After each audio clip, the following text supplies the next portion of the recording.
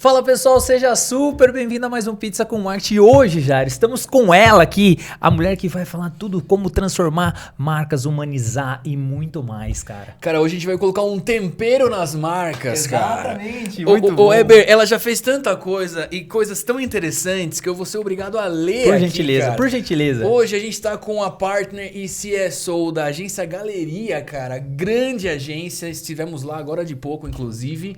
E também sócia fundadora da Marcas com Sal. Cara, Aquele estamos salzinho. com aquele Aquele salzinho salzinho gostoso, gostoso. cara. Estamos com Carolina Mello entre Seja nós. super bem-vinda. Obrigada, meninas. Prazer estar aqui. Todo nosso. Hoje vamos falar pouco de marca, né? Hoje vamos falar tudo sobre marca, né? Tudo Mas antes, sobre Jair, antes a marca. gente Vamos lá. mergulhar nesse universo, pra você que tá aí já sabe, baixa o aplicativo da Dominus ou acessa o site, 30% de desconto, só usar o cupom, Carolzinha, PCM30, 30% de desconto na Dominus, tá? Então, ou no aplicativo ou direto no site, já dá aquele salzinho a mais, né? Pô, Aquele com certeza, descontinho. no final do dia, cara, aquele job que você quiser fazer até mais tarde, já pede uma Dominus com 30% de desconto. E, cara, você que trabalha numa agência ou é proprietário de uma agência, acessa 21live.com.br, um software de gestão para sua agência, onde você vai ter vários KPIs, vários indicadores, você vai conseguir de fato enxergar a sua agência e mais. O seu cliente vai conseguir ter uma área própria para ter acesso aos seus jobs, às solicitações, ele vai poder aprovar por lá e grandes novidades que estão por vir aí dentro do 21 Live. Faça parte desse software, dessa grande comunidade, eleve o nível da sua gestão e no final do dia a sua agência vai ser mais feliz, mais rentável e saudável. Com certeza. Certo? Com certeza. Boa? Vamos pra cima que a estrela da mesa é a Carol, cara. Eber, começa com tudo aí, meu. Carolzinha, pra gente começar, né, bater esse papo aqui de transformando marcas em pessoas, né, dá pra nós um início, assim, o que é isso? O que isso realmente significa? Como que isso surgiu, né? Acho que tem muita coisa pra gente falar, não quero colocar muito o meu ponto de vista, queria ouvir mais de você, até pro nosso ouvinte aí, ou nosso telespectador. Poxa, obrigada pela pergunta. Eu amo responder essa pergunta, porque não existe uma tese sobre isso, né? Isso foi algo que eu abracei. Eu amo metáfora. Eu acho que super. A gente se explica melhor, as pessoas... a gente facilita, simplifica coisas complexas com metáforas. E eu, em alguns momentos de crise existencial na minha vida, parei para me perguntar por que raios eu trabalhava com marcas e por que eu resolvi gostar tanto de comunicação e aonde estavam, né, as minhas paixões dentro dessa profissão tão animada, tão complexa, tão dinâmica. Sim. Que a gente vive. E eu encontrei essa resposta para mim mesma, né, esse conforto, quando eu articulei essa similaridade, essa analogia de pessoas com marcas. Porque eu entendo hoje marcas e me relaciono com elas, as dos meus clientes, as dos concorrentes, qualquer marca, com essa metáfora de pessoas. Acho que eu sou, no fundo, uma psicóloga frustrada, então eu gosto de fazer terapia com marcas, mas as marcas, elas são pessoas, uma vez que elas, quando estão bem consigo mesmas e bem construídas, elas têm valores, né? Elas têm valores inegociáveis. As marcas têm uma personalidade, né? Às vezes a gente tem marcas que são mais desinibidas, que são mais atrevidas, que são mais cheias de ponto de vista e ativistas. A gente tem marcas que são mais coadjuvantes, que fazem parte de destravar e apoiar algum serviço ou alguma ação na vida dos seus consumidores. As marcas, elas têm famílias de produtos, né, com os quais elas convivem. Então, uma marca às vezes tem muitos produtos, ou uma marca faz parte de um grupo que tem outras marcas ali que são irmãs, primos, amigos próximos, e isso ajuda a construir o que essa marca significa. E essas marcas, por fim, resumindo aqui, elas têm muitas vezes uma expressão visual, né? Quando a gente fala do branding, sim, a gente fala muito dessa expressão visual. Qual é o logo, qual é a cor, qual é o tom de voz, qual é essa expressão dessa marca. E quando ela é bem construída, essa expressão ela deve estar sempre a favor dessa personalidade dela, né? Então, não é sobre qualidade. A gente vai sempre trabalhar com qualidade, mas a autenticidade, a força dessa marca, ela tá quando a gente une a qualidade com a personalidade do que ela quer expressar. Eu sempre adoro um exemplo besta aqui, mas se eu, Carol, estiver indo num evento, numa festa, e eu for, 2 marcas que não dá pra discutir, Prada, Chanel ou Louis Vuitton, sei lá, qualquer marca boa, 2 marcas, então não é sobre qualidade. Mas eu chego nessa festa e eu tô vestida de tubinho preto, pérola, cabelo preso, super feliz. Vocês vão me abordar, as pessoas que estão nessa festa vão me abordar de uma maneira. Volta na fita, eu chego na mesma festa, vestido vermelho, um decote enorme, o cabelo solto, o batom vermelho. As pessoas vão me abordar de uma outra forma. E eu não abri a boca, não disse nada, eu não teve nenhum tipo de comportamento, eu só cheguei na festa, parada. Por quê? Porque a nossa estética, ela diz muito sobre nós, mesmo quando a gente não tá falando sobre ela.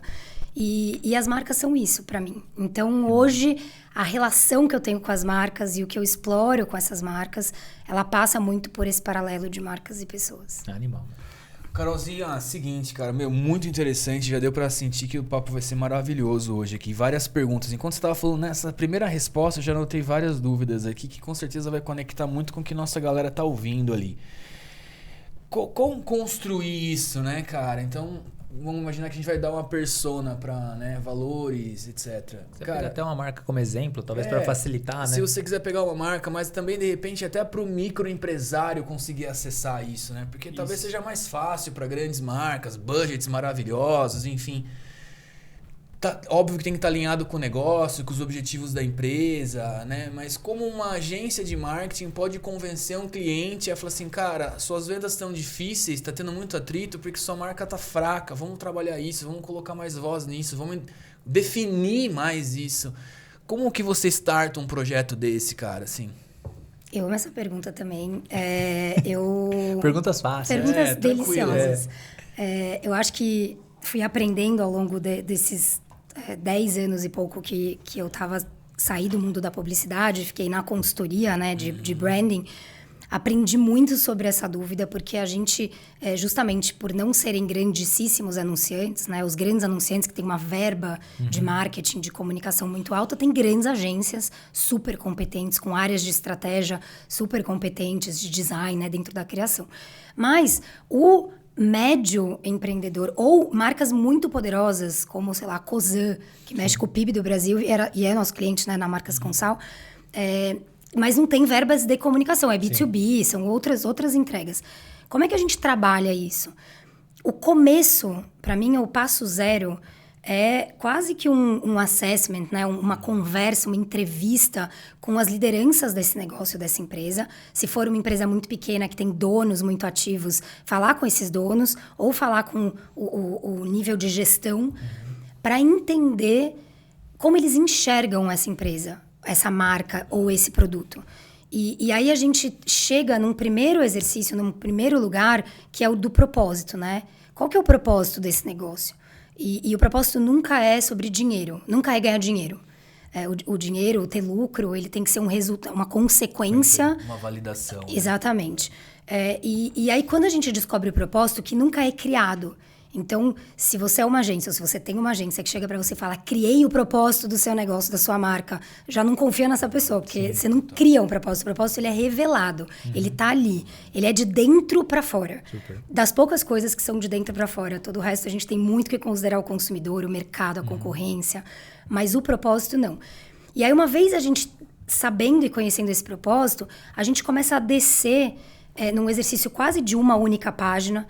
Eu sou muito fã de um teórico, mas muito inquieto, muito curioso e que está sempre tentando se atualizar, já escreveu uma série de livros e que tem uma tese antiga dele, mas ainda acho que é atual, que chama Simon Sinek. Sim. E o Simon Sinek, ele tem a primeira tese, né, quando ele ficou famoso, fazendo um TED Talk lá atrás, ele falou do Golden Circle, né? O círculo de ouro. Que falava isso, né? Você tem que ter um propósito, você tem que conseguir se definir, né? O que é essa empresa, para não deixar dúvida para ninguém. Aquela brincadeira super clichê, mas verdadeira, quando você está empreendendo ou começando um negócio, que é se descesse um ET, uma pessoa que não conhece nada, e você tivesse que explicar o seu negócio para essa pessoa entender que frase é essa, que parágrafo é esse, né? A gente também tem o termo elevator pitch, né? Se estiver descendo no elevador, como é que você conta? E, por fim, como é que você traz, e essa camada é a que eu mais amo, que é o jeito de ser dessa sua empresa, desse seu negócio, né? Qual é o how, né? O como que o Simon Sinek fala. Por que esse jeito eu acho ele tão importante? Porque quando a gente está desenhando uma marca ou entrando no mercado com muita concorrência, hoje em dia tudo é muito copiável. Sim. A tecnologia é copiável, o produto é copiável, o de quem você importa ou a fábrica é copiável. O que torna muito difícil você ser copiado e, portanto, te mantém mais tempo em destaque com a sua concorrência? A sua personalidade, o seu jeito. No fundo, as pessoas ou os processos que você abraça. E que são sempre mais de um. Acho que nunca mais de 5, mas com certeza mais de 1 ou 2.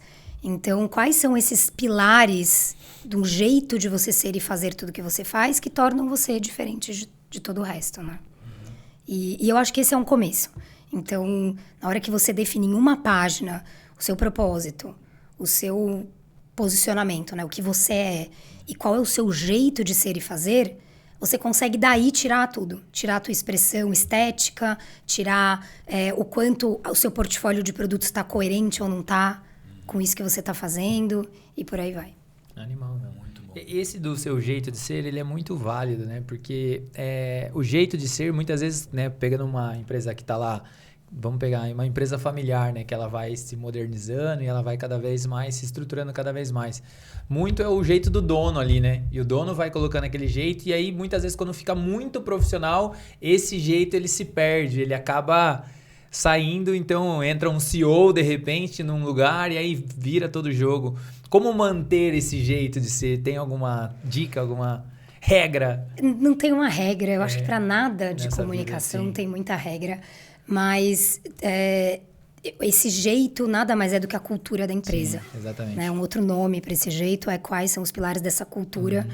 E quando vão entrando muitas camadas profissionais, as pessoas nos seus mandatos querem deixar sua marca, querem né, construir ali um legado para sair depois e falar, fui eu que fiz. O ser humano tem esse lugar, né, do ego, que faz parte da nossa identidade. Então, talvez, pensando aqui juntos, mas o melhor jeito de manter é você dar vida o tempo todo para essa cultura. Legal. A gente, como ser humano, né, num lugar muito reptiliano de comportamento, a gente tem um neurônio que chama neurônio espelho. Sim. E o neurônio espelho, ele faz com que a gente aprenda muito mais pelo exemplo do que pelo córtex frontal, né? Pelo raciocínio, por tornar teórico as coisas. Tanto que a gente brinca, né? Eu tenho 3 filhos. E aprendi desde muito cedo que se eu falar escova o dente todo dia, escova o dente, ou se eles me virem escovar o dente todo dia, eu não preciso falar nada, porque eles vão aprender a escovar o dente só vendo eu e meu marido escovar o dente. Então, tem um lugar da liderança dessas empresas e desses negócios viverem a cultura e viverem esse jeito. Quanto mais isso acontecer, mais ele sobrevive aos mandatos, aos profissionais e a tudo que vem. Cara, eu vou fazer uma pergunta aqui, mas depois eu queria já emendar uma espécie de saia justa aí, porque marcas com sal tem que ter um sal na nossa conversa aí também, Carolzíssima. A primeira é a seguinte, cara, quando que você identifica um momento de um rebranding, assim? Então, assim, tipo, tem uma história, mas aquela marca, aquela identidade, aquele tom de voz já não tá conversando tanto com o que a empresa vê para futuro, enfim, quando que você identifica isso? E geralmente em grandes empresas, o departamento de marketing, o CMO, etc., ele, né, faz parte do board muitas vezes, mas como convencer o alto escalão de que aquilo já não faz mais sentido? Principalmente, de repente, numa empresa familiar, sabe? Onde você fala assim, meu, cara, vocês estão vendendo uma parada que já não conversa com a marca, com a identidade de vocês. E o cara é, apegadíssimo, né, cara? Mas mexer no logo, mexer na minha marca, mexer em todo o cascateamento que isso deriva, né? Então, assim, só para resumir, como identificar o momento de um rebranding e como convencer o cliente ou a gestão de que precisa. Vou começar, então, pela primeira pergunta. Eu entendo que existem N fatores, muitos fatores possíveis para identificar a necessidade de um rebranding. Esse fator ele pode ser interno, seja porque é isso, o meu produto foi evoluindo e ele agora não está mais sendo expresso dentro daquela marca, daquela estética, daquele tom ou daquela forma de expressão, seja porque a cultura daquele negócio foi mudando, a liderança foi mudando e hoje a dinâmica, esse jeito, essa cultura também não está sendo expressa naquela comunicação, naquele produto, naquela estética. Seja porque o mercado, então agora elementos externos a isso, né? Seja porque a concorrência mudou muito, seja porque o consumidor mudou muito, né? Se a gente olhar nos últimos 5 anos, né? E se a gente quiser esticar um pouquinho mais essa corda, nos últimos 10 anos, a comunicação mudou completamente, mas assim, completamente. O número de canais, a forma como as pessoas... o cliente hoje é detentor de quem dita, né, o ritmo, o assunto, o tema, a frase que a gente ouve muito dos nossos clientes lá na galeria, né, a gente tem clientes muito grandes na galeria, uma frase recorrente eu quero fazer parte das conversas. Sim. A minha marca quer fazer parte das conversas, né? Então, eu entendo que a necessidade do rebrand, ela nunca é um único assunto. Ela pode vir de muitos lugares distintos, internos ou externos a essa marca, mas necessariamente, para não ficar aqui advogado em cima do muro, mas respondendo muito objetivamente, eu acho que o momento de um rebranding é o momento onde você olha para a sua marca, para a expressão dessa marca e para a sua oferta e cultura do seu negócio e fala, essas coisas não se conversam mais. É a Carol de tubinho preto e pérola solteira na balada. As coisas não conversam mais. Então, nessa hora você fala, putz, eu preciso fazer um rebranding, né? Eu preciso repensar a minha maneira de expressão, porque ela não está expressando mais o que eu sou, o que eu acredito e o que eu estou oferecendo. Como convencer? Eu acho que se o dono já não está convencido, talvez o melhor convencimento seja tentar mostrar para ele que uma coisa não conversa com a outra. E talvez o ingrediente aqui, estou tentando resgatar na minha história desses momentos difíceis, foi trazer esse cliente ou esse dono que está ali, né, usando o seu body language aqui, né, agarrado com a marca dele, trazer ele para essa construção. Então, quando a gente senta junto, quando a gente entrevista, quando a gente ouve o que ele pensa dessa marca, o que ele gosta, por que ele acha que não precisa mudar nada? E a gente começa a destrinchar e dissecar esses elementos e fala, então você gosta da cor. Poxa, que legal, a gente não precisa mudar essa cor. A gente talvez mude outras coisas. Ou você gosta do formato, do desenho. Você gosta do logo, né? Às vezes a gente pensa a marca e pensa só no logo. Sim. Eu gosto de dizer que o Itaú, durante muitos anos, né? Agora a gente acabou de fazer um rebranding gigante, mas o logo do Itaú era, né? Azul e amarelo. A caixinha, né? A bolacha que eles diziam azul, escrito Itaú em amarelo. Se você perguntasse para qualquer pessoa qual é a cor do Itaú, as pessoas falavam laranja. Sim. Isso o logo não é a sua marca, não é o seu branding inteiro. Tem uma série de expressões que a gente pode trabalhar para transmitir esses valores novos sem precisar necessariamente jogar tudo fora e esse dono se sentir como se toda a história que ele construiu e tá ali representada não fizesse mais sentido, né? É evolução natural também, né? A marca como pessoa evolui, né? É isso, a gente vai mudando. Eu vou fazer um contraponto agora, nessa mesma linha que o Gero levantou, mas e quando, por exemplo, a agência apresenta uma coisa que está totalmente fora, né? Não falando em questão do dono, mas, por exemplo, de público, né? Então, o público está aqui, e aí a agência foi lá, falou, nossa, a gente acha que é isso, aí apresentou, isso vai para o mercado, e aí quando você vê que vai para o mercado, existe nossa, a própria galera já fala, isso aqui não teve nada a ver, não combinou, não casou. Qual é esse cuidado que a agência tem que ter muitas vezes relacionado, puxando um pouco o que você falou, que o nosso trabalho é muito do ego, né? Do tipo, eu fiz, né? Então a agência muito feliz, eu fiz, deixei de lado o meu cliente, vou apresentar o que eu gosto, o que eu acho que tem que ser, mas na realidade está totalmente desconectado do que realmente é o negócio da pessoa. Vamos falar um pouquinho dessa vez das agências, que preocupação que ela tem que ter, é o ego, o diretor de criação, etc e tal, porque tem muitas agências que escutam a gente aqui. Então já dá uma puxada de orelha ali pro pessoal. Aproveita o momento. Eu não vou puxar a orelha de ninguém. Quem sou eu para puxar a orelha de alguém? Mas... As preocupações. Eu acho que as preocupações, elas são fundamentalmente, de novo, os dois lados dessa moeda. O lado de dentro, que é o cliente, e o lado, né, o negócio, e o lado do consumidor. No fundo, a comunicação, que é meio tudo, né? Acho que vocês, eu nem sei se é o slogan de vocês ou alguma coisa, mas é isso, né? O marketing é tudo, tá em tudo. O marketing nada mais é do que a comunicação, né? Do que a gente comunicar algo e esperar algo, alguma reação, seja ela uma reação de uma ação, né? Uma atitude, seja ela um pensamento, um desejo, uma memória, uma lembrança que a gente quer gerar. Isso posto, eu entendo que quando a gente não pensa no consumidor, quando a gente não pensa no que está lá fora, a gente esquece o negócio. Exatamente. E o negócio existe para vender. Exatamente. Né? Até quando a gente é uma ONG e não tem fins lucrativos, a gente está vendendo alguma coisa, nem que seja uma ideia, um conceito, um sonho, né, de futuro.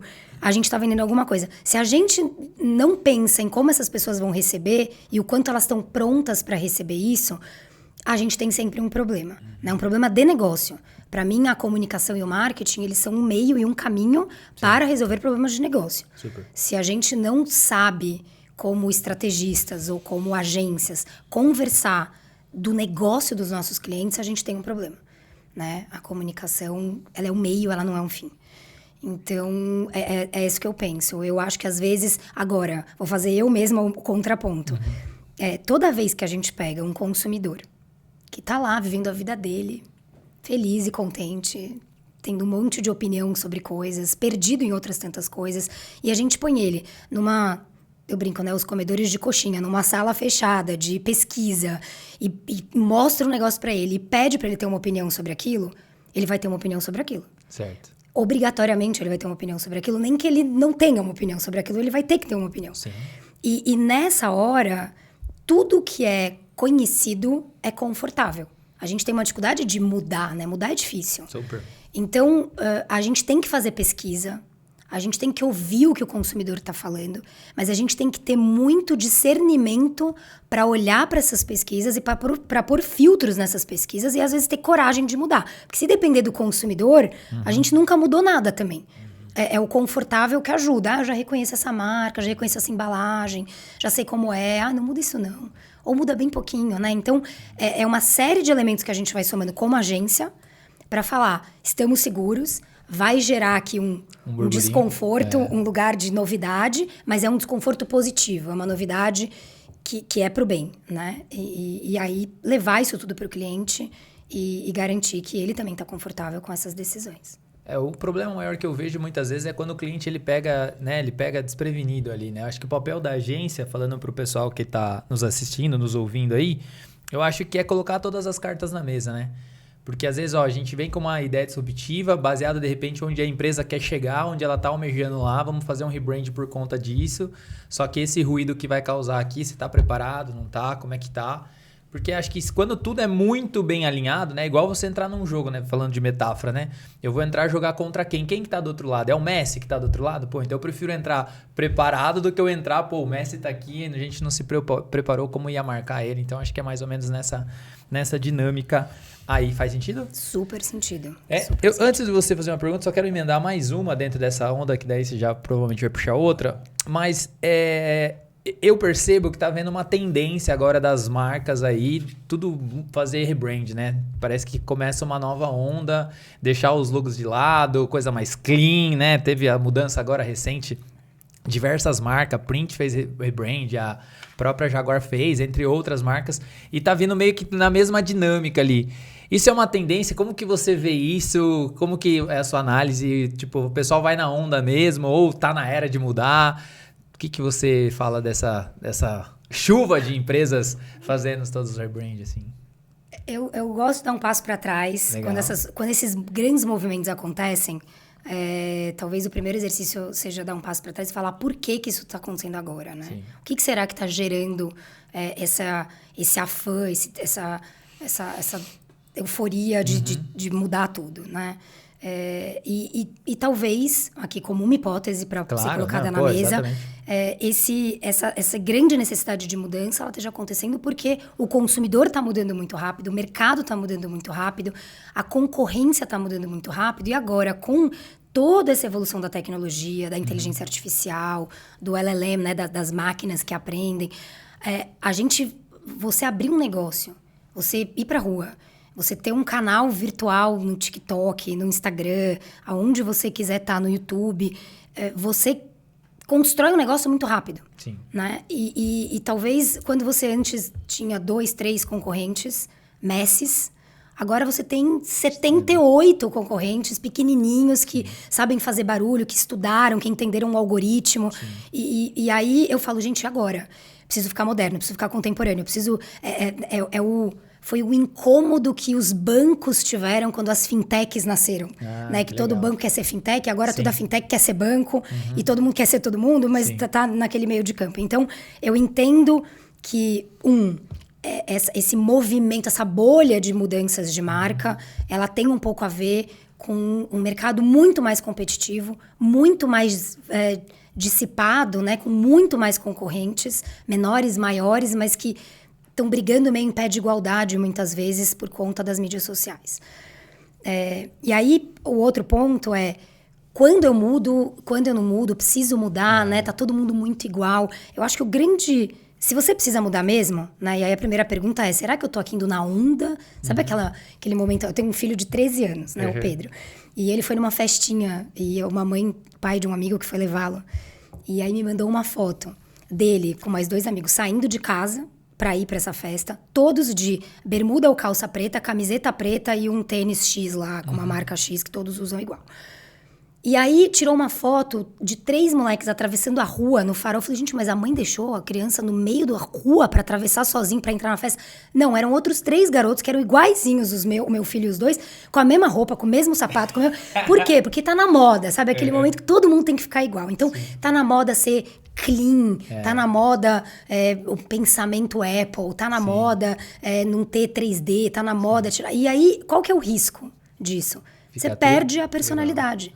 Você perde o desenho do Jaguar. E você fica só tipográfico. Você perde uma cor icônica. Você perde um logo que, quando você pensa hoje, fala, dava pra ter mais craft, mais kerning, né? Nos espaçamentos e tal. Mas aquilo tem tanta personalidade que será que vale a pena eu perder? Né? Então, eu acho que tem esse lugar de preocupação dessas marcas que estão assim no afã de temos que nos reinventar do zero e ficar igual todo mundo sem personalidade.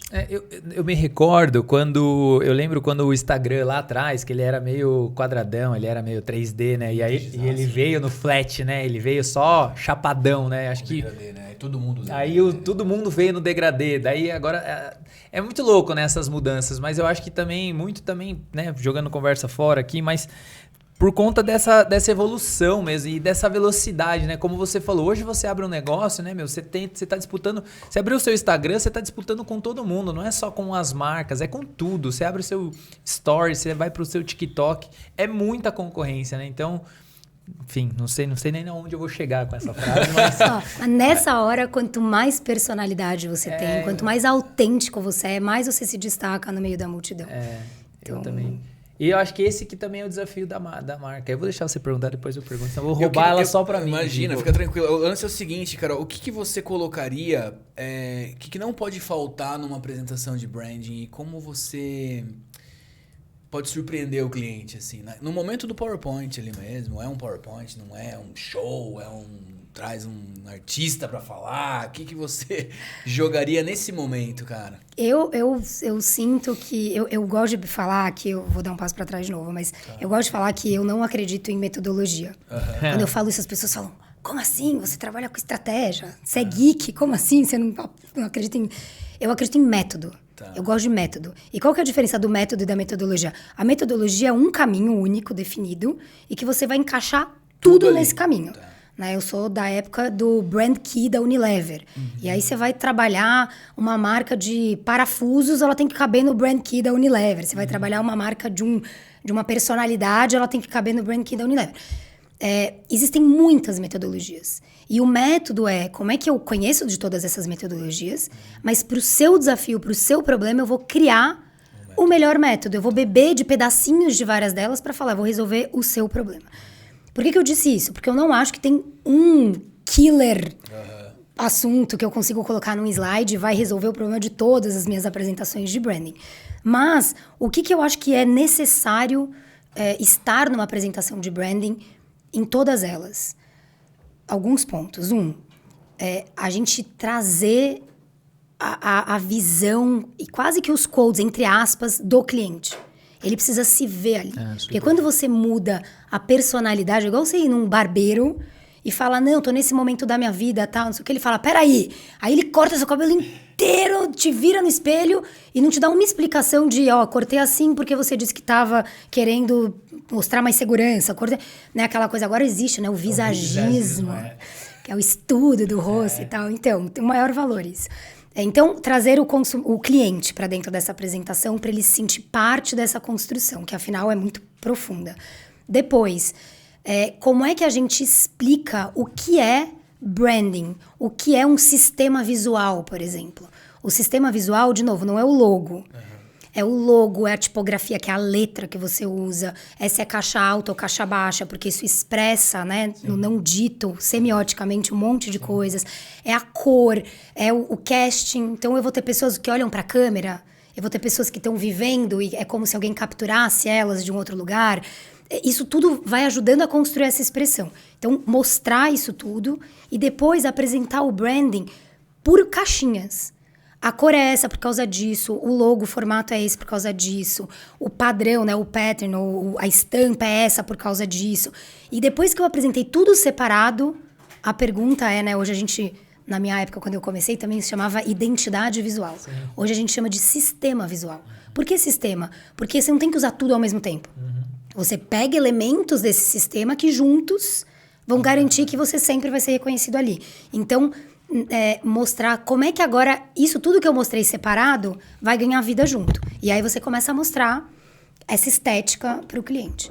E aí ou ele vai amar e se vê ali, ou ele não vai gostar, e aí a gente começa tudo de novo. Exatamente. Você pode contar um case seu que foi uma apresentação super legal, assim, que foi até o cara se emocionou, sei lá, alguma coisa que você possa trazer pra gente aí? Preciso voltar no tempo aqui, na memória. De branding, eu acho que o branding recente que a gente fez foi o do Itaú Personalité e do Uniclass, né, ambos do Itaú. E que partiram, né, o rebranding do Personalité, ele teve do time de estratégia mais de 1 ano e meio de discussão dentro do banco, com todas as áreas, com a área comercial, com o time de produto, no comitê executivo, que não era ainda um assunto da agência, não era um assunto de marketing, né? Era um assunto de negócio, do que a gente quer ser, de onde a gente está, do que tem incomodado, de como está a concorrência, de que elementos a gente precisa mexer, de como a gente constrói esse propósito e esse posicionamento, né? Essa frase que determina e ajuda a definir quem é. E aí, com base nisso tudo, chegou o momento de falar, tá, agora a gente está pronto para mudar a nossa roupa, a nossa estética, a nossa cara. E esse foi um trabalho conduzido lindamente, né, pelo Rafa Urenha, que é o CCO da agência, e pelo Phil, que é um dos designers mais brilhantes que eu conheço também lá da galeria, um gênio. E quando a gente apresentou para o cliente, foi meio que unânime, assim, das pessoas baterem slow clap, sabe? Aquela palma e fala, gente, é isso, vocês conseguiram manter o grande medo, né? De todo o rebranding, mas de uma marca muito conhecida é como é que eu não jogo fora todo o legado que eu construí, mas ao mesmo tempo aponto para coisas muito novas. E então esse exercício, ele foi um exercício muito lindo, que todo mundo se emocionou e que a gente na apresentação, aí pensando no PowerPoint, ali no Keynote, o Phil, na hora que ele foi mexer no logo, né, que é o lugar mais emblemático do Personalité, ele fez um motion que ia rompendo as barreiras, ia tirando da caixinha, ia trazendo a linha do horizonte que separava o Personalité do Itaú. E ele foi construindo uma narrativa estética conforme ele ia transformando esse logo nessa visão e nesse posicionamento que a gente tinha definido anteriormente. Então, foi muito lindo, assim, foi um momento emocionante e que deu muito certo, graças a Deus. Eu acho que um dos pontos principais ali, né, vivendo essa questão da apresentação do brand, é você trazer mesmo o cliente, ele tem que se ver. Toda vez que o cliente ele não se vê, ele não se conecta, ele não vai. E aí é aquela coisa que incomoda, é aquela coisa que... E se o logo, o brand ali na hora, ele não passa, dificilmente ele vai passar depois, né? Então, é muito louco isso. Uma pergunta curiosa dentro dessa, não sei se você já viveu essa dinâmica, mas muitas vezes acontece de você você vai estar fazendo lá um brand, por exemplo, e você está lá com o dono, trabalhando, toda a conversa foi com ele. Você apresentou para ele, ele amou, tudo que ele queria estava lá, mas muitas vezes tem um sócio, teve alguém que nunca participou de nada e aí chega tipo depois que tá tudo pronto, palpitando. Você já participou disso? É normal? Conta. Eu já vivi isso lá nos primórdios da Marcas com Sal, mas foi errar uma vez para não errar mais. Então, assim, de novo, esse mapa de stakeholders, né, de influenciadores da decisão final, ele é um mapa muito importante de ser feito no início de um projeto.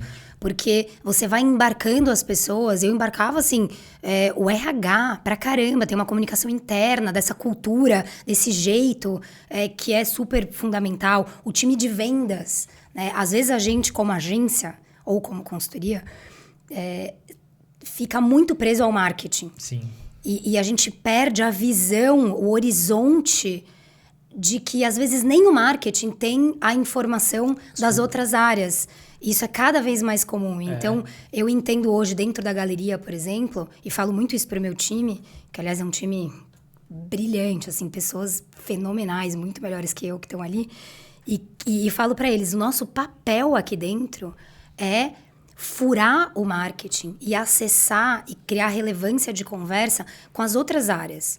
Como é que tá a força de vendas? Como é que tá o time de talentos que cuida das pessoas? O Itaú tem, sei lá, 100 mil funcionários. É um mundo de pessoas. Como é que a gente não tá perto do time de talentos do banco para falar de comunicação? Né? Como é que tá o desenvolvimento de produto? A galera que tá pensando o produto e desenvolvendo produto. Se a gente não estiver perto desses...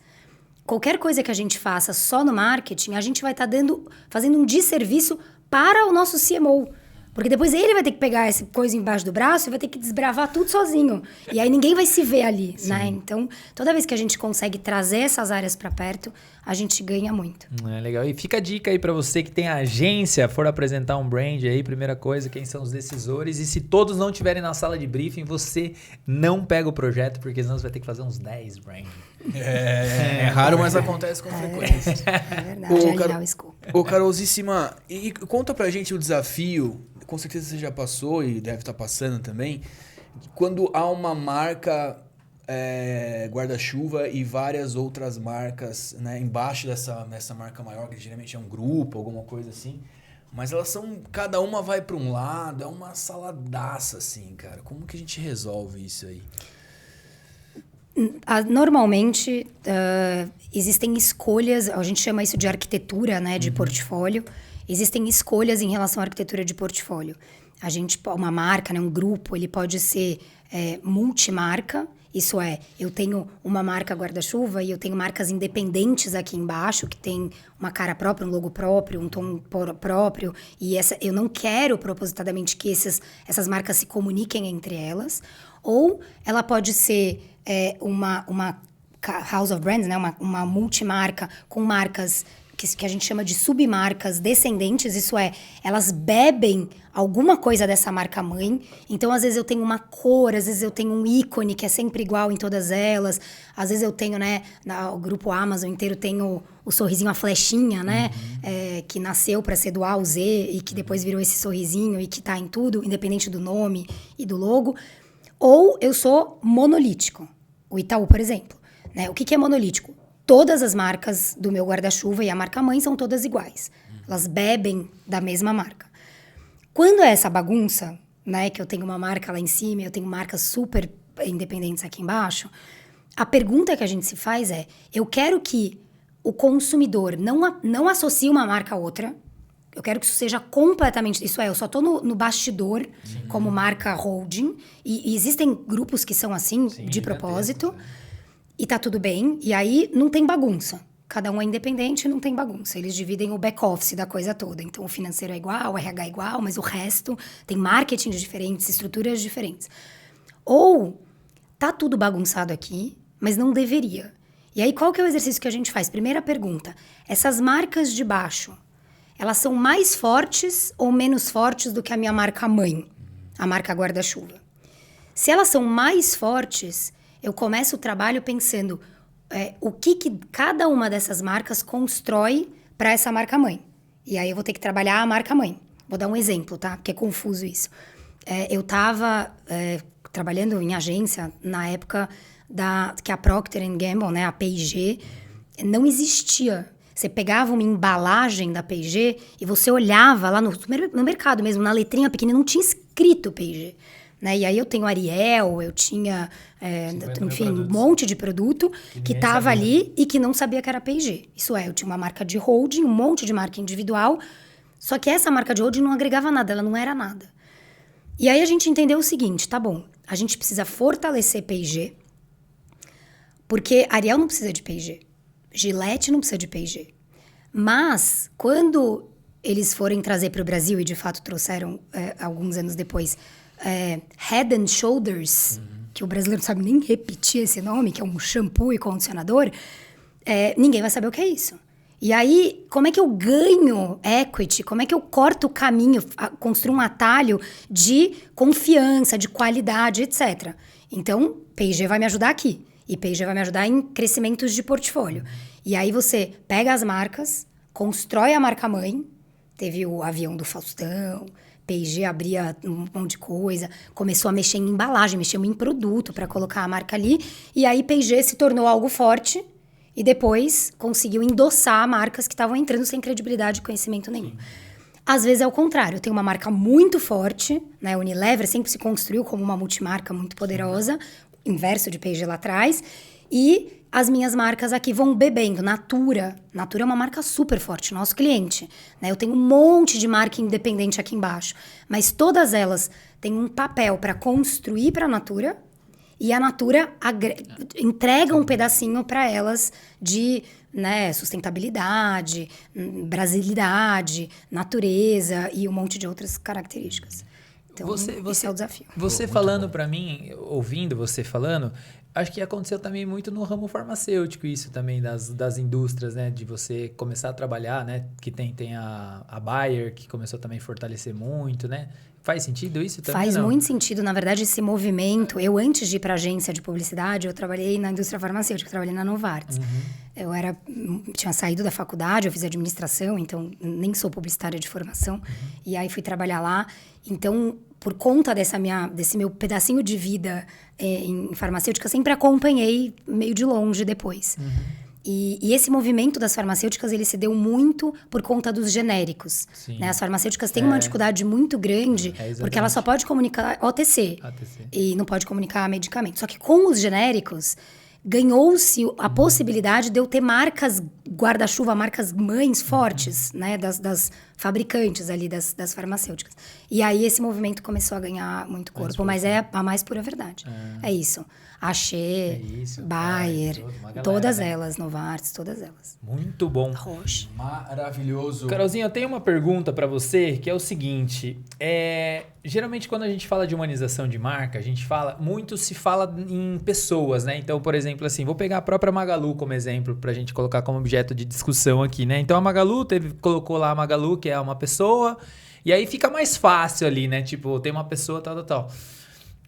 E também por conta do TikTok, do Instagram, dessas coisas, os próprios influencers se tornaram marcas, né? Então você pega uma Virgínia da vida, uma Boca Rosa, um próprio Fred, assim sucessivamente, eles se tornaram marca. Então quando você tem uma pessoa que ela traz uma autenticidade ali, ela é uma pessoa e ela faz, é mais fácil do consumidor identificar a pessoa. Mas quando eu tenho uma marca, eu quero trazer essa autenticidade, mas eu não posso ter uma única pessoa atrelada a ela. O que são os desafios? Ou o que essa marca tem que fazer? Então, por exemplo, até de repente trazer algum exemplo para ficar mais claro para nossa audiência. O que você colocaria de elementos? Tá clara essa minha pergunta? Tá super clara. Ela é uma pergunta muito atual. A gente tem vivido isso com todos os nossos clientes. Tem o lado luz e lado sombra de eu ter um grande embaixador. Exatamente. Né? Então, um grande embaixador normalmente é um nome muito conhecido, né? Mais massivo do ponto de vista de influência, mais caro, e que se um dia acordar bêbado na sarjeta e sair uma matéria, a sua marca tá atrelada a ele, então tem o lado sombra de eu ter uma coisa só, né? São muito poderosos, tem uma força gigante, né? O atalho, o caminho, o que você corta usando esses grandes influenciadores, ele é inquestionável e tem um papel dentro das estratégias de marca. Então, não tô dizendo que é ruim, muito pelo contrário, a gente usa muito. Mas... muitas vezes, para as marcas que são mais massivas, que conversam com muita gente, por exemplo, dentro de casa a gente tem McDonald's, a gente tem Itaú, a gente tem Natura, a gente tem Vivo, que são marcas que conversam com muita gente. Essas marcas, quando eu pego um influenciador só, ou quando eu quero, ao longo de um ano inteiro, falar de produtos diferentes, de momentos diferentes, para targets diferentes, como que a gente tem trabalhado? A gente tem trabalhado com squads de influenciadores. Então, ao invés de eu pegar toda a minha verba, porque também o bolso não é sem fundo, né? Sim. Pegar toda a minha verba e colocar em um grande influenciador, eu pego um squad de influenciadores que vão conversar com perfis diferentes de público que me interessam como marca, e eu vou trabalhando com eles essa pulverização da minha mensagem. O lado sombra. Normalmente eles são menores, e a relação que eles têm hoje, como você falou, né? Um influenciador, um creator, postou uma coisa certa, carreira estelar, fiquei muito conhecido. Às vezes não tem nem conhecimento profissional para lidar com uma grande marca. Não tem a responsabilidade. E eu não estou dizendo aqui que eles são irresponsáveis, estou dizendo que eles não têm estrada, né? Se eu pegar uma criança e falar para ela... pôr um foguete no ar, às vezes ela não vai saber nem por onde começar. Então, a gente tem que ter muito cuidado e estar muito pertinho desse squad de influenciadores e creators, fazendo contratos mais curtos, acompanhando a carreira e o desenvolvimento e a postura dessas pessoas. E a gente tem chamado dentro da agência de squad de influenciadores e embaixador. O embaixador é essa pessoa que eu tenho contratos mais longos, que realmente são mais conhecidas e mais fortes, e que a gente consegue ter uma relação profissional mais longeva e mais profunda. Diferente desse lugar dos influenciadores, cada um com o seu papel, e marcas que têm verba, a gente tem a composição das duas coisas. Eu tenho um embaixador e eu tenho um squad de influenciadores que ajudam a dissipar e pulverizar essa mensagem. Isso daí que você falou tá tão atual, porque eu acho que o cara mais recente que eu vi que explodiu foi o do Michael Jackson, lá que tá fazendo as piadinhas lá, né? Do piriri lá, muito bom, né? E aí ele foi no Flow, e aí ele falou, a primeira coisa, chegou várias marcas, ele falou, não sei nada, não sabia nada, a galera começou a chegar querendo anunciar comigo, eu perdido, então... Né, só pra validar mesmo. Muitas vezes o influencer ele explode, né? O cara não é nada num dia, no outro dia ele tá com grandes marcas, e aí também tomar esse cuidado. O Cazé é um grande case, né? O Cazé hoje é um super influenciador, é um embaixador de muitas marcas, mas ele explodiu, assim, estelarmente. E aí ele foi... assim, afogado em marcas, querendo fazer um monte de coisa e tal, mas ele teve um profissionalismo, ele se rodeou de pessoas muito profissionais, e ele é um cara, né, muito responsável para dar conta de fazer isso. Então, eu acho que tem... cada caso é um caso, mas a gente, como agência e como consultores dos nossos clientes, a gente precisa ter muito cuidado para desenhar esse combo aí de embaixador e squad de influenciadores e creators, pensando no longo prazo das nossas marcas. Né? Tem uma outra pergunta curiosa, desculpa roubar ela aí, Jairão, mas é que estou um pouco empolgado, não sei se você percebeu. Mas assim, ó, vem uma outra ponto, fazendo uma metáfora, né, já que você gosta de metáfora, né? Se a gente fosse olhar no passado, lá atrás, geralmente eram os atores da Globo, né? Pegando uma metáfora, só entra comigo nessa coisa. Então, pegava lá, né? Quem que vai ser o ator que vai falar dessa marca, fazer um comercial, e aí aquele ator ali, ele ficava atrelado à marca. Olhando nesse momento atual, os influencers ali, eles são as pessoas, né, que estão cada vez mais próximo das marcas. E se você olhar lá atrás, né, tipo, vou pegar a Coca-Cola, né, ela ficou muito forte, Abra Felicidade, e ela criou-se o universo dela, muitas vezes ali em torno do Papai Noel, do urso, etc e tal. Olhando para o futuro, você acha que as marcas, elas vão ser sempre dependentes dos influencers a partir de agora por causa dessa pulverização de uma maneira mais fácil? Tem essa tendência? Não sempre, né? Sempre não existe, mas você acha que você vê essa tendência das marcas pelo que a gente está vivendo de rede social, pelo que a gente está vendo, você acha que elas sempre o pool de influencer no budget agora vai ter que ter essa linha? Porque faz parte isso ou não? Eu estou viajando aqui. Eu acho que vai cada vez mais. Não sei afirmar que isso é uma verdade para o futuro, sim. Mas como é que eu vejo isso, né? Por que antes era o ator da Globo que todo mundo queria? Porque esse ator da Globo, ele era o produtor do conteúdo de entretenimento, sim, daquele momento. A Globo é o entretenimento daquele momento. Então, quando eu olho para os creators hoje, o que a gente identifica é exatamente o mesmo comportamento, só que num outro lugar. Esses creators são quem estão, de fato, né, não é à toa que estão chamando eles de creators, que estão criando o entretenimento do momento. E é aí que as marcas querem estar. Eu acredito muito que uma marca ainda consiga, e provavelmente vai sempre conseguir, construir esse enredo de entretenimento sem depender do influenciador e do creator. Isso é muito possível. Mas, de novo, quando a gente tem uma guerra de atenção e um bolso que é sempre limitado, mesmo, sim, quem tem muito dinheiro ainda assim é limitado, é muito importante a gente achar os melhores atalhos. Sim. O nosso pensamento na vida é buscar atalho. Eu busco no Waze o caminho mais rápido para chegar do meu trabalho até minha casa, da minha casa até meu trabalho. Eu busco o jeito mais rápido de eu me maquiar com produto de beleza, que eu não preciso passar 12 camadas de alguma coisa. Eu busco... Sim. A gente está sempre tentando o caminho mais rápido. Para as marcas não é diferente, né? Como pessoas, isso não é diferente. Então, eu acho que os influenciadores e os creators, eles são um atalho para a construção desse repertório de entretenimento que é hoje o que o consumidor busca. Fazendo uma piadinha aqui, a gente tá tanto buscando atalho que o tigrinho tá aí bombando, né? Todo mundo quer ficar milionário jogando no tigrinho. Ai, que horror, gente. Vamos dar Shadowban no YouTube agora, hein? Chegou o momento? Vamos lá, vamos pra cima, Chegou o grande momento Dominus, tá vendo? Dominus. Ó, aqui, ó, você achou que não ia ter Gente, eu pizza? tenho 3 filhos, vocês não sabem o que esse cupom... Vai fazer? Vai sucesso. Eu não sabia. Obrigado. Desse cupom, obrigada. Muito bom. Carolzíssima, é o seguinte, cara, esse é o momento meio Raul Gil aí do podcast, onde a gente vai falar alguns avatares, pra não te colocar em saia justa, porque a gente gosta muito de você, e você vai responder se você divide uma pizza ou não. Essa é a missão aqui agora. Tá. Já que você tá na vibração, manda bala, né? Carolzinha, a minha pergunta pra você, ela é simples e objetiva. Você dividiria... O avatar é uma personificação, né, que a gente vai inventar aqui. Mas você dividiria uma pizza com aquela pessoa que ela te contratou, mas ela só que ela só contratou você, mas é ela que quer dar a última... Mas ela não quer ouvir você, entendeu? Sabe? Ela contrata você... Mas ela quer falar, então ela não precisa de você, sabe? Tipo aquela, não, eu contratei você, mas eu quero assim. Daí você fala, não, mas eu quero assim. Então, você dividiria uma pizza com essa pessoa, com esse empresário, seja lá o nome dessa pessoa, hein? Sim e não. Eu não dividiria uma pizza com essa pessoa por prazer. Mas eu adoraria dividir uma pizza só pra falar, enquanto ela tá mastigando, eu falar tudo que eu queria falar, sem ela poder retrucar. Maravilhoso. Muito bom. Carol, eu queria que você dividisse a pizza, mas eu tô tentando formular uma forma mais alegórica, com um guideline, entendeu? Muito bom. Imagina que tem um guideline aqui, assim. O que esse guideline teria que ter pra você dividir uma pizza?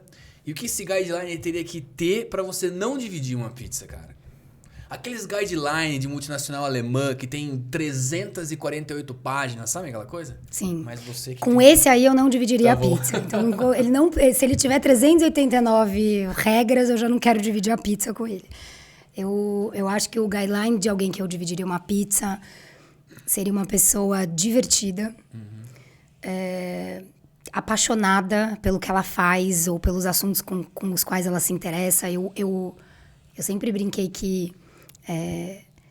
Gente, esse cheiro tá me matando. Ah, mas eu sempre brinquei que existe um índice das pessoas mais interessantes que eu conheço, né? Uma época atrás só existia o QI, depois começou a existir o QI e o QE, né? O coeficiente emocional, o jogo de cintura para gerir, lidar e liderar.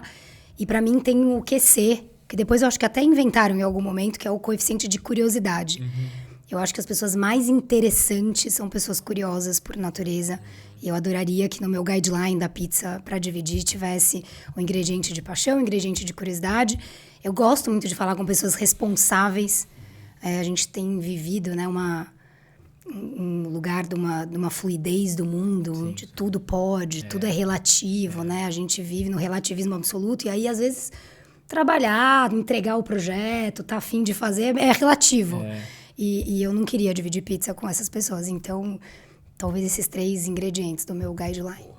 Muito bom. Carolzinha, uma pessoa que nossa audiência conheça, um famoso, né? Que você adoraria dividir uma pizza. Qualquer pessoa, esteja viva ou morta. Mas qualquer pessoa, uma só, que a audiência conheça, né? Tipo Ayrton Senna e assim sucessivamente. Cara, ó lá. Poxa, adoraria dividir uma pizza com a Ayrton. Mas eu hoje escolheria... Eu tô numa fase... Eu vou ser totalmente viesada aqui, tá? Zero uma pessoa super famosa, cool, descolada. Mas eu dividiria uma pizza com a Santa Terezinha. Eu vou explicar por quê. Santa Terezinha. A Santa Terezinha tem uma tese, né? A tese dela, o legado, né, da vida dela é chamado de pequena via. O que é a pequena via? É como você se santifica, como você faz coisas incríveis no ordinário, no cotidiano. Animal. A gente parte desse lugar de que a pessoa, para ela ser famosa, para ela ser incrível, para eu dividir uma pizza com ela tem que, tipo, tá subindo um foguete pra Lua e pra Marte, construindo Teslas e ganhando corridas na chuva. E todas as pessoas são brilhantes. Sim. Mas tem tanta gente tão genial e tão maravilhosa que estão aqui do nosso lado. Animal. E eu dividiria a pizza com ela para aprender mais sobre a pequena via. Espetacular, meu. Muito bom esse nome. Eu até anotei para saber mais sobre a história dela. Mas a gente não pode sair desse Pizza com Marketing sem você contar as suas experiências com o Washington Oliveto, cara. Porque você era muito próxima dele, né? Eu não era super próxima, mas o Washington era muito, muito amigo do meu tio, do meu padrinho e irmão da minha mãe. A minha família... Eu nunca usei meu sobrenome, é Carol Mello, né? Só uso desse jeito. Entrei no mercado publicitário com esse nome. Mas o meu sobrenome do meio é de um grande publicitário, que é o meu avô. Meu avô chamava Mauro Salles. E ele foi um grande publicitário. Meu tio também, né? O filho dele, Paulo Salles. E eles eram muito amigos. Então, eu convivia muito com o Washington como é que chama? Pipoca ali, dos finais de semana na casa do meu tio, né? Ele tinha um sítio, uma fazenda perto de São Paulo, em Ibiúna, e a gente convivia muito, e ele era essa figura que contava causos, que tinha sempre uma história muito interessante, curiosa, com um bom humor enorme, divertido. Ele era uma pessoa encantadora, assim, que dava vontade de ficar perto, querendo ouvir mais, sabe? Que toda vez que falava, meio descabelado e tal, e o olho brilha, sabe? Contava histórias, assim, as pessoas com quem ele se relacionava, os assuntos dos quais ele participava, da poesia à política, ao M&A de alguma grande empresa, eram sempre muito, muito ricos e interessantes. Eu, por tabela, aprendi muito com ele. Que legal. Sensacional. Registrado aí. Show. Carol, 1 hora aí de bate-papo, você acredita? Poxa, passou rápido. Passa rápido. A gente chegou no nosso momento agora que a gente, enquanto você estava falando, o que deu para notar, a gente foi fazendo o seu chat GPT aqui, entendeu? E a gente vai recitar agora para aquela câmera os seus principais pensamentos. Que a gente... Vocês são... E aí você vai colocar na Amazon, vender e vai ficar milionário nesse atalho. Best-seller Amazon. Best-seller, pizza com marketing. Exatamente. Maravilhoso. Então agora, fique à vontade se você quiser comer. Obrigada. Mas a gente vai recitar e aí depois a gente vai para os seus últimas palavras, a gente vai finalizar então nesse momento aí do e-book do convidado com Carolina Mello. Cara. Eber, vou começar com tudo aqui, que ela já chegou com as frases maravilhosas que merecem ser registradas. 1 hora de aula, meu. Assiste esse episódio inteiro, manda pro pessoal da sua agência, porque foi aula de verdade. E uma coisa interessante que a Carol falou, pessoal, é o seguinte: agências não criam propósitos para os seus clientes, cara. Até a palavra que ela usou foi... a agência revela esse propósito via entrevista, conversas, enfim, né? Mas quando você quer criar um propósito para o seu cliente, você já começou errado. Então, pense muito sobre isso. Cara, uma das coisas que ela sentou e falou que ela gosta muito de metáforas, cara. E às vezes você tá tentando explicar um produto pela técnica, pelo tecnês, né? E às vezes a pessoa fica difícil de entender. Então a metáfora ela é muito utilizada. Então utilize das metáforas. Muitas vezes é para você apresentar a campanha, às vezes para você defender uma peça, porque às vezes a metáfora ela entra no inconsciente e ela sai ali do consciente. Então às vezes seu cliente vai aceitar de uma maneira muito mais fácil. Legal, outra dica para as agências, cara, num processo de brand, não fique preso exclusivamente ao departamento de marketing, cara, extrapole essa barreira, converse com a RH, com a galera de vendas, enfim, pega a percepção deles também, porque muita coisa rica vem daí, desde conversar até com o próprio porteiro ali, de como ele enxerga aquela empresa, como ele enxerga aquela marca, como ele enxerga aquela cultura, você vai ter um material maravilhoso para mostrar pro seu cliente depois. Maravilhoso, é furar as barreiras do marketing, ó, tinha anotado essa também, hein? Seguindo aqui, Gerão, eu vou na minha segunda, cara, as marcas, as empresas, elas precisam ouvir o consumidor, elas precisam ouvir as agências precisam ouvir as empresas, mas também precisa de coragem. Achei muito legal isso, porque às vezes você vai enfrentar assim os haters ali, mas muitas vezes você já tem que entrar nesse jogo sabendo que essa mudança depois de um tempo vai se tornar normal e aquilo vai ser benéfico para sua marca. Então ter coragem nos dias de hoje acho que é uma vantagem ou uma qualidade super especial. Então tenha coragem, principalmente se você tem uma agência, às vezes você tem que ter um culhãozinho ali para defender uma ideia e validar, essa é a ideia que a gente aprova, independente se você vai aceitar ela ou não. Muito bom, cara. Falando em coragem, falando em valores, falando em cultura, dê vida o tempo todo, cara, para a cultura da sua empresa e dentro da sua agência também, óbvio, e também incentive isso para os seus clientes, porque não adianta nada você pendurar um quadro com missão, visão e valores lá que vai ficar empoeirado, cheio de pernilongo, e essa coisa precisa ser vivida o tempo inteiro na comunicação, no dia a dia e com alta liderança, dando os bons exemplos do que essa cultura significa, meu. Maravilhoso, sempre estamos vendendo alguma coisa, então esse é o pontapé inicial. Então se você trabalha numa agência, tá olhando para um cliente, a gente sempre tá vendendo alguma coisa, como a própria Carolzinha disse, até uma ONG tá vendendo. Então o que você tá vendendo, o que o seu cliente tá vendendo e quais ações que você tá olhando para que seu cliente venda mais. Então com esse olhar, talvez você tire algumas travinhas que estão nos seus olhos. Maravilha, cara. Parece óbvio, mas o óbvio precisa ser dito também num processo de brand. Você precisa colocar elementos que o seu cliente enxergue e se veja naquilo lá, para que se conecte e faça sentido e aquela aprovaçãozinha tão esperada vai chegar a palmas, né? Slow motion, como a Carol falou, cara. Gerão, eu fico com a minha última aqui. O ser humano, por natureza, sempre está buscando os melhores atalhos, meus amigos. Então, se você está aí, o que você está fazendo para que seu cliente encontre um atalho? Ou quais são os atalhos que você está ajudando o teu cliente a encontrar para fazer ele crescer mais rápido? Então, essa frase é super legal. Então, coloca aí como mantra qual o atalho que eu vou achar, que com certeza isso vai ser um diferencial para a sua empresa, para o seu negócio e para a vida do seu cliente. Legal, cara. E a Carol deu para fechar aqui um grande insight para você que é um profissional de branding, para de repente colocar na primeira linha da bio do seu Instagram. Em vez de você colocar um profissional de marketing, profissional de branding, você pode colocar um terapeuta de marcas, meu amigo. E esse foi o book do convidado da Carolina Mello, meu. Obrigada, gente. Nossa, obrigada. Que bom que vocês absorveram tudo isso. Pô, sensacional. Isso tudo você que falou pra gente aí. A gente só tava aqui presente só. Que legal. Carol, a última mensagem a gente finaliza para aquela câmera ali. Quer falar mais alguma coisa? Tranquilo? Tá? Tranquilo, tudo certo? Tudo certo, então tá tudo bem.